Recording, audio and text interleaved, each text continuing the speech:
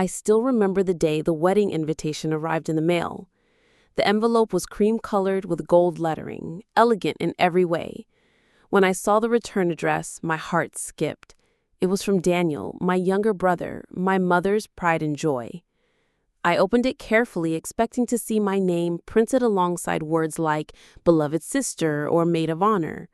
But when my eye scanned the page, my stomach twisted. My name was there, yes, but right below it, in parentheses, were the words limited access guest. I blinked, thinking maybe it was some kind of printing mistake. Who even writes that on a wedding invitation? I reread it 3 times, the words burning into me. I laughed it off at first, but inside, a small, familiar ache stirred. My whole life, I'd been made to feel like I was less than my brother. Daniel could do no wrong, while I, despite working long shifts as a nurse, despite doing everything I could for this family, was somehow always the disappointment. I told myself not to overthink it. Maybe it was just some formal thing, maybe related to seating. I even joked about it to my best friend. Guess I'm not VIP material at my own brother's wedding. But deep down, the words bothered me more than I wanted to admit. The day of the wedding finally came. The venue was this sprawling vineyard outside of town, the kind you see in bridal magazines. White tents, fairy lights strung across the fields, music drifting through the air. Guests walked around in gowns and tuxedos, smiling and clinking glasses. I arrived alone, clutching the invitation like a passport. At the entrance, there was a check-in desk or a staff handed out name tags. I gave them my name, expecting a simple sticker or card. But when the woman behind the desk looked at me, her smile faltered just a little. She handed me a thin paper badge, the kind you might get at a school fair. In bold, black letters, it read, Limited Access, Guest. I froze. My cheeks burned as I looked around. Other guests had elegant gold passes pinned neatly to their outfits. Mine looked cheap, humiliating, like a warning label. I swallowed hard and forced a smile as if nothing was wrong, but I could feel eyes on me, whispers I couldn't quite catch. My hands trembled as I pinned the badge onto my dress, trying to convince myself it didn't matter. But deep inside, I knew something was very, very wrong. And I didn't realize that being handed that badge was just the beginning of the nightmare. I tried to steady my breathing as I walked further into the venue, clutching my tiny purse like it could shield me from the stares. Maybe no one would notice. Maybe I was imagining it. That's what I told myself. But the truth hit me when I headed toward the main reception hall. A man in a black suit stopped me at the doorway. His expression was polite but firm. "I'm sorry, miss," he said, pointing at my badge. "This section is for full access guests only." For a second, I didn't understand. "But I'm the groom's sister," I said, my voice shaking. He glanced at his clipboard, then back at me. "Your access is limited to the ceremony seating area, the buffet, and the garden. You're not on the list for the VIP lounge or the family photo sessions." I felt my stomach drop. Family photo sessions? I wasn't even allowed to be in pictures with my own brother? I nodded stiffly, pretending it didn't matter, and turned away before the tears could spill. My heels clicked against the polished floor as I walked toward the garden area where other guests were mingling. I could feel their eyes flick to my badge, then away. Some smiled at me out of pity. Others whispered behind champagne glasses. Across the lawn, I saw my mom standing proudly beside Daniel, who looked dashing in his tailored suit. He was surrounded by Rachel's family, all dressed like royalty. My mom's eyes met mine for a brief second. I waited for her to wave me over, to smile at me, to acknowledge me. But she didn't. She turned her face away as if I wasn't even there. I told myself I was overreacting. Maybe it was a misunderstanding. Maybe Daniel would fix it once he saw me. But when I finally caught up with him, he laughed when I brought it up. "Jess, don't make a scene," he said lightly, brushing it off. "It's just a formality, not a big deal." Not a big deal? My chest tightened. How could it not be a big deal when my own family had literally stamped me as an outsider on the most important day of his life? I tried to swallow my hurt and keep smiling, but as I stood alone by the bar, pretending to sip my drink, I heard it. Two bridesmaids whispering just a few feet away. "That's her," one said in a hushed voice. The other giggled softly. "Now you see why she's on limited access. Imagine if she ruined everything." Ruined everything? My heart pounded as I stared at them, heat rushing to my face. What were they talking about? What did they mean? That's when I realized there was a reason I wasn't allowed full access, and it was bigger than I thought. I couldn't get those words out of my head. Imagine if she ruined everything. What did they mean by that? What could I possibly ruin? I felt like the ground beneath me was shifting, like everyone at this wedding knew something I didn't. And the worst part, no one was telling me. I finally gathered the courage to confront my mom. She was near the head table talking to Rachel's parents, her face glowing with pride. I waited until she was alone for a second and touched her arm. "Mom, can we talk?" I asked softly. Her eyes flicked to my badge, then back to my face. Her smile vanished. "Not now, Jess. This is Daniel's day." I lowered my voice, desperate. Why am I being treated like this? Why do I have this badge? I'm his sister. Shouldn't I be in the photos at least? Her jaw tightened, and for a moment I thought she might soften. But instead, her voice was cold as steel. "This day isn't about you. Just stay in your place and don't make a scene." Her words cut deeper than any blade. My place? Was that all I was to her? A problem to be managed, hidden away when it mattered most? I backed away humiliated and found myself wandering toward the edge of the garden. That's when Rachel appeared, her white gown glimmering under the fairy lights. She looked beautiful, but her smile was strained, like she was carrying a weight no one else could see. "I'm so sorry, Jess," she whispered when she reached me. "I didn't want it to be like this." "Then why is it like this? Why am I the only one being treated like I don't belong?" She bit her lip, her eyes darting nervously toward her family. "It's complicated. I wish I could explain, but I can't, not right now." Her hesitation only made me more anxious. "Rachel, please, what's going on?" She shook her head and walked away before I could stop her. I stood there confused and angry when I felt a hand tug at my elbow. It was my cousin, Mark. He leaned close, his expression serious. "You don't know, do you?" he whispered. "Know what?" I asked, my voice trembling. "About Rachel's family and your mom's secret deal." My heart skipped. A secret deal? My mind spun as I stared at him, my pulse racing. "What are you talking about?" I demanded. Mark glanced around nervously. "This isn't the place, but trust me, Jess, there's a reason you've been pushed aside, and it's uglier than you think." I grabbed Mark's arm before he could slip away. "What do you mean? What deal?" My voice cracked, my desperation spilling out. He shook his head. "Later, Jess. Just keep your eyes open."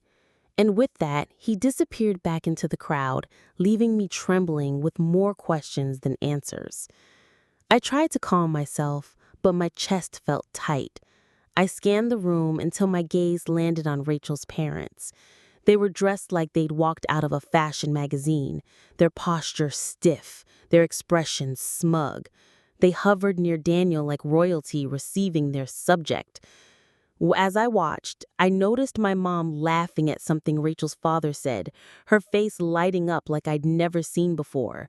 The sight of it made my stomach churn. Something about it felt wrong, too forced, too eager.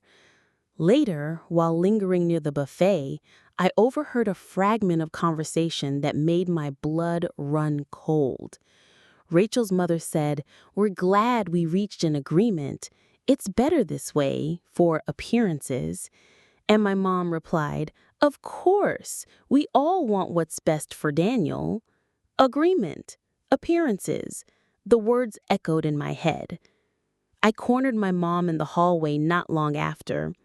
"What agreement? What are you hiding from me?" I demanded. She sighed sharply, her eyes hard. "Fine. If you must know, Rachel's family has standards. They only want it to align with families that reflect their values. So, yes, I agreed to certain terms. That's why you have limited access." I stared at her in disbelief. "You agreed? You agreed to humiliate me? For what? Money? Status?" Her silence was answer enough. A wave of nausea hit me. My mom, my own mother, had sold me out like I was some bargaining chip. Before I could respond, a booming voice cut through the air. Rachel's father had stepped onto the stage with a glass of champagne. "Before the toast," he announced, smiling broadly, "I'd like to meet the other daughter. Where's the one with the history?" My heart stopped. Every pair of eyes turned toward me. Whispers rippled through the crowd. History? What did they think I'd done? I froze under the weight of all those eyes. My cheeks burned and my throat felt dry like sandpaper. Rachel's father scanned the crowd until his gaze landed on me, standing awkwardly near the back, clutching my little paper badge like it could hide me. He raised his glass toward me with a smirk that made my skin crawl.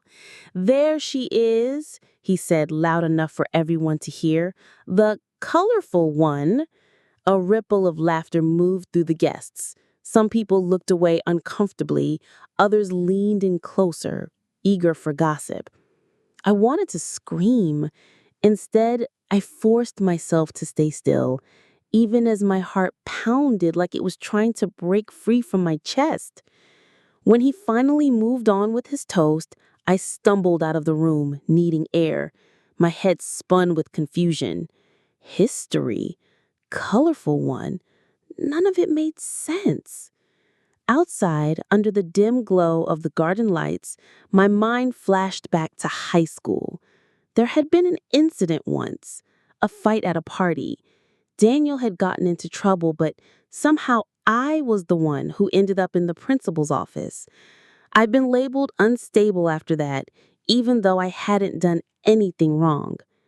My mom convinced me not to fight it, saying it would protect the family.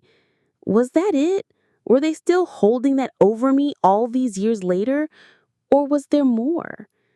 I pressed my hand against my forehead, trying to steady my breathing. That's when I saw it, through the slightly open door of the bridal suite. A folder, thick and bulging with papers, sitting on the vanity. My curiosity burned hotter than my fear. I slipped inside quietly, my heels clicking softly against the floor. My hand shook as I opened the folder, and what I saw nearly knocked the breath out of me. Inside were documents, copies of my old medical records, therapy notes from years ago, even the incident report from high school. The cover page was stamped in bold red letters, "Risk Factors, Jessica Carter." I sank into the chair, staring at the papers in horror. My own life, twisted into a file that painted me as dangerous, unstable, a liability. And the worst part, someone had put this together deliberately. I flipped through the folder with trembling fingers, my eyes darting over each page. There it was, my teenage therapy notes, taken completely out of context. I'd seen a counselor after Dad left us, back when I was struggling with anxiety, normal, private sessions that should have stayed between me and a doctor. But here, the notes were highlighted in yellow, certain phrases underlined in red, making me look like a ticking bomb. Then I saw the incident report from high school. I remember it clearly.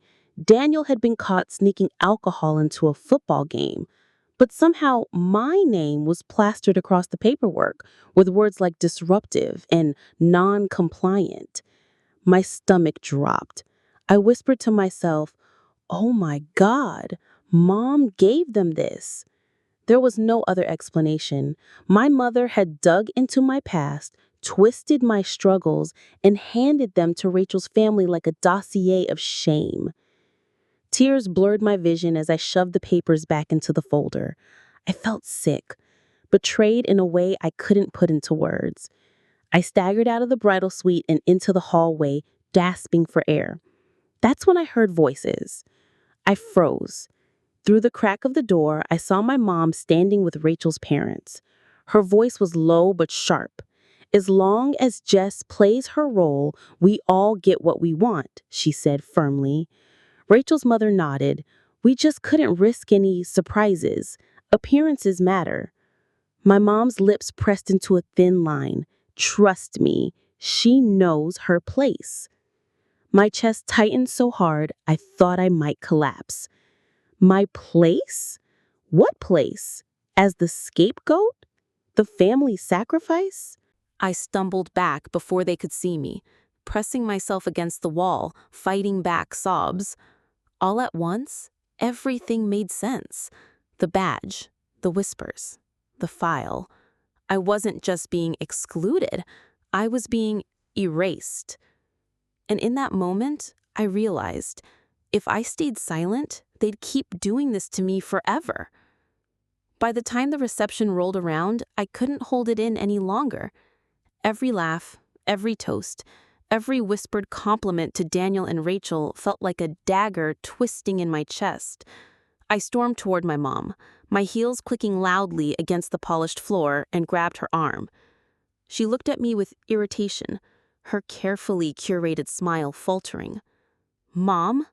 I said, my voice trembling, but loud enough for a few nearby guests to hear. "Why are you doing this to me? Why am I being treated like I don't exist?" Her eyes hardened. "Jess, I've told you, this is Daniel's day. Just stay in your place." I shook my head, fury and hurt mixing into a storm I couldn't control. "My place? You gave my private medical records, my therapy notes, everything from my past to Rachel's family? You humiliated me. How could you do that?" Her lips pressed together, and for a brief moment, I thought she might back down. But then she whispered, cold and sharp, "Because you were never supposed to be the daughter I relied on. Daniel was my real chance at success." The words hit me like a freight train.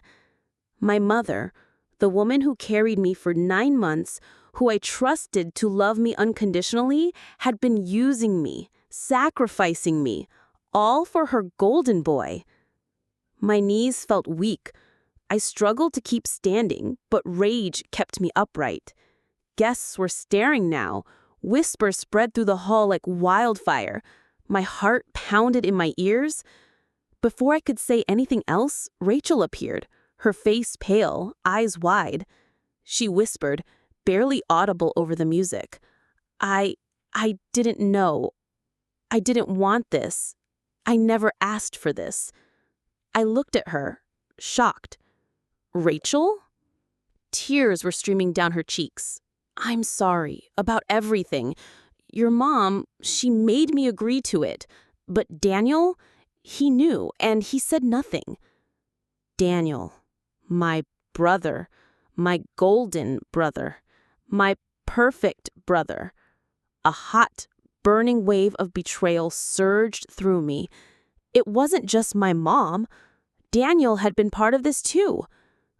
I realized in that instant everything I had felt growing up, all the favoritism, the blame for things I didn't do, the way I was always pushed aside.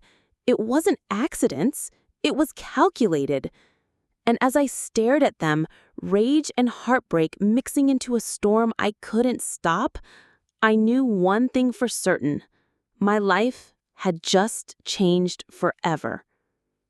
Rachel's hands were shaking as she stepped closer to me, tears streaking her face. I wanted to yell at her, to scream that this was my family's betrayal, but something in her eyes stopped me. There was fear there too, fear I had never seen in my brother's fiancé. I didn't know. I didn't want this.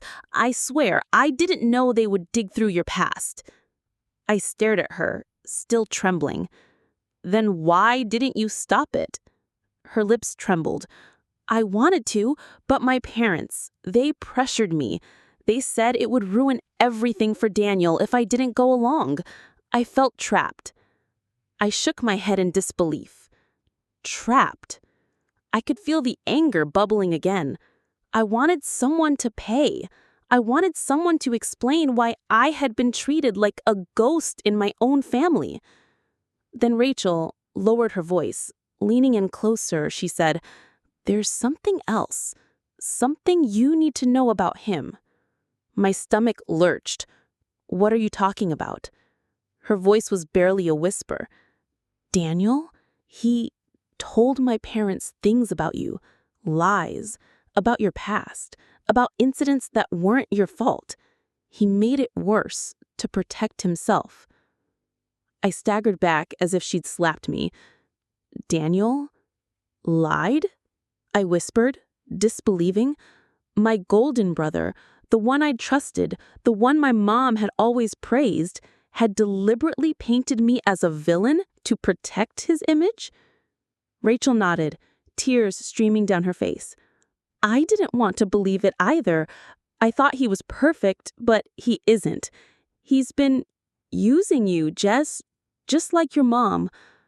The room seemed to spin around me. Every humiliation, every whisper, every cold look I'd endured suddenly fit together. It wasn't just my mom's favoritism, it was a calculated betrayal. And as Rachel stood there, apologizing, shaking, I realized something horrifying. The people who were supposed to love me unconditionally, my family, had conspired against me. I wanted to run, to escape, but I couldn't. I needed answers, and I knew exactly who I needed to confront next. I found Daniel near the head table, laughing with a group of his friends, completely unaware, or pretending to be, of the chaos around him. My chest burned with fury, my hands trembling as I stepped toward him. "Daniel," I said, my voice low, but cutting through the noise. "Daniel?" He turned, smiling at me, the perfect golden boy smile that used to make me feel small. "Jess, you're here! Everything okay?" I didn't answer. I couldn't. Instead, I shoved the folder I had found earlier into his hands. "Explain this right now." He glanced at the papers and laughed lightly, as if it were a joke. "Oh, that? It's just old stuff. You know how families do." I felt my blood boil. "Old stuff? You lied about me. You told them about everything. The high school incidents, my therapy, everything. You made me look like a liar, a failure, someone dangerous." His smile faltered for just a second.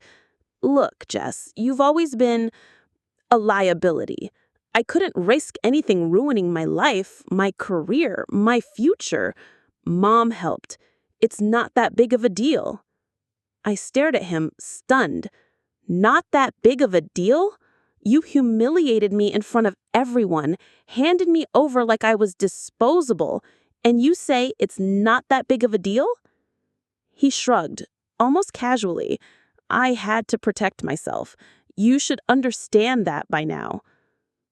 The room felt like it had stopped spinning and then dropped me into a pit of ice.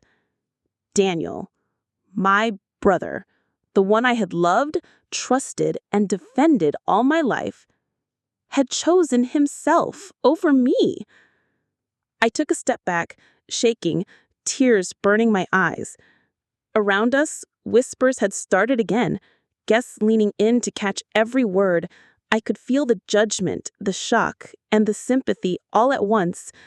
Then Rachel, standing nearby, spoke up, her voice trembling but firm. I won't marry him. Not like this, not after seeing how he treats people who love him, especially you, Jess. Gasps rippled through the crowd. Daniel's face went pale, his perfect mask cracking. My mom's hand flew to her mouth, her eyes wide with panic. For the first time in my life, I felt a strange sense of power. I had been silenced, erased and humiliated for decades, but now the truth was out. And I knew one thing with clarity: nothing would ever be the same again. The reception erupted into chaos. Some guests whispered in shock. Others openly stared at my mom and Daniel. The music faltered as murmurs filled the air. I could feel the weight of years of lies and humiliation pressing down on me. But for the first time, I wasn't crumbling under it. Daniel tried to defend himself, stammering, "It wasn't supposed to be like this. I didn't mean..." But Rachel cut him off, tears streaming down her cheeks. "I can't marry someone who treats his own sister like this. I won't. Not after everything I've seen tonight." My mom's face was red with anger, but there was also a flash of fear. She finally understood that her control had slipped. Her perfect little image of Daniel was crumbling in front of everyone. I took a deep breath, feeling the adrenaline and heartbreak mingle inside me. I had lost the life I thought I knew, the family that had always been my anchor. But maybe, just maybe, I had found something more important: freedom. Later that night, as I sat alone in my car, the vineyard's lights fading behind me, I called Rachel. "I'm so sorry," she said again, her voice cracking. You didn't deserve any of this. You're stronger than I ever realized."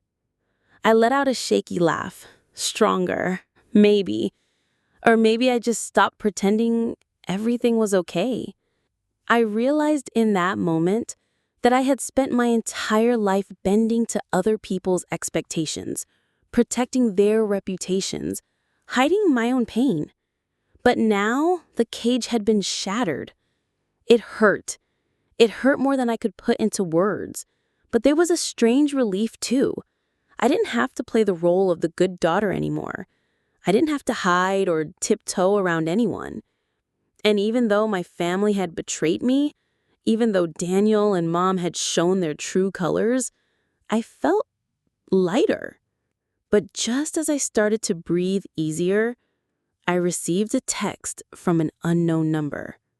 It was my mom. "Jessica, please, don't ruin the family's reputation further. We need you to be reasonable." Her words sent a chill down my spine. She was still trying to control me. And that's when I realized walking away from this wasn't going to be simple. I read my mom's text over and over, the words burning into me. Don't ruin the family's reputation further. For the first time, I laughed, bitter, shaky, and freeing all at once. Ruin their reputation? They had ruined me for decades. And now, finally, I didn't care about protecting theirs. I blocked her number and took a deep breath. The weight I had carried for years, the humiliation, the favoritism, the lies, it started to lift. For the first time, I felt like I could make my own choices, live my own life, and set my own boundaries. It wasn't easy. There were nights I cried alone, replaying every betrayal, wondering if I had been too harsh, too quick to walk away. But with every tear, I felt stronger, more certain. Rachel reached out a few days later. She didn't apologize again. She didn't need to. Instead, she offered something far more valuable: friendship. She said, "You showed more courage than anyone tonight. I want you in my life, not as a relative of someone else, but as you." And that's what it was finally about. Me, Jessica Carter, Not the limited access guest, not the scapegoat, not the overlooked daughter. Just me. I realize family isn't always about blood. Sometimes family is who respects you, who sees your worth, and who stands by you when everyone else tries to erase you. I walked away from that wedding thinking I had lost everything. My mom, my brother, even the family I thought I could rely on. They were gone from my life in ways I didn't expect. But in truth, I had gained something far more important: myself. And for the first time in my life, I felt free.